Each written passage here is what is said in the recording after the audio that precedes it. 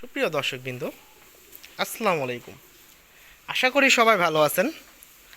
তো খামার করার আগে এই ভিডিওটা দেখা আপনাদের কাছে অত্যন্তই গুরুত্বপূর্ণ এবং প্রয়োজন আমি মনে করি। কারণ হচ্ছে খামারকে টিকিয়ে রাখতে হলে অবশ্যই যদি আপনি বাণিজ্যিক আকারে একটা খামার করেন, সেক্ষেত্রে কর্মচারীরা অনেক গুরুত্বপূর্ণ একটা ভূমিকা পালন করে।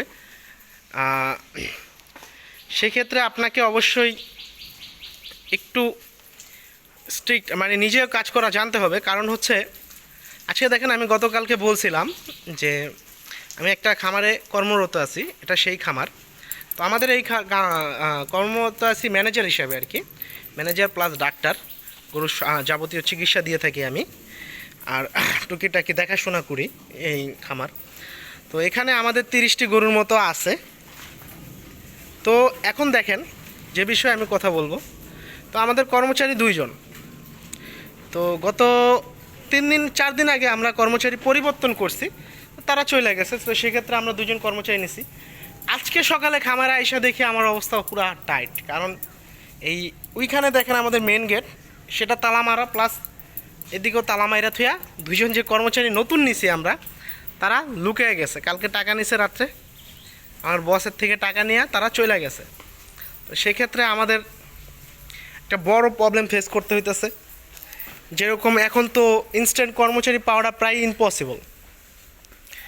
দেন আমরা কি করলাম, আমি খামারের যাবতীয় কাজ আমি আর আমার বস যে মালিক 2 জন মিলে 28টা 30টা গরুকে ট্যাটেল দেওয়াটা একদম টাফ একটা বিষয়।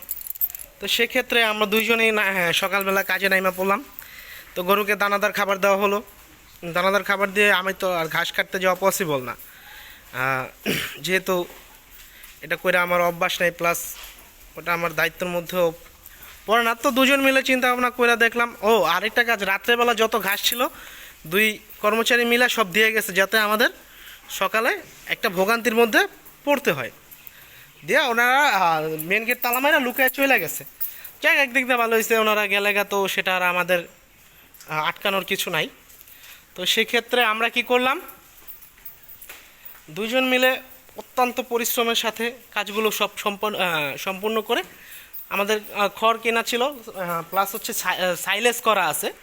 তো আমরা এই খড়গুলো গরুকে দিলাম।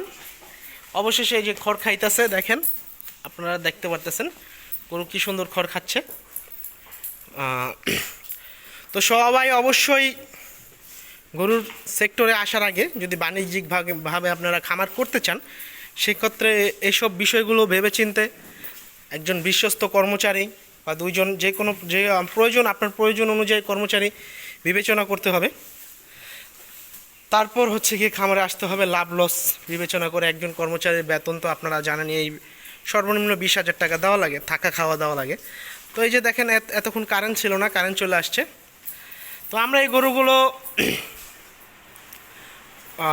কিনছি হচ্ছে গিয়ে প্রায় 25 দিনের মতো। আর আমি এই খামারে চাকরি করতেছি প্রায় 26-27 দিনের মতো বা 25 দিনের মতো, এরকমই হবে।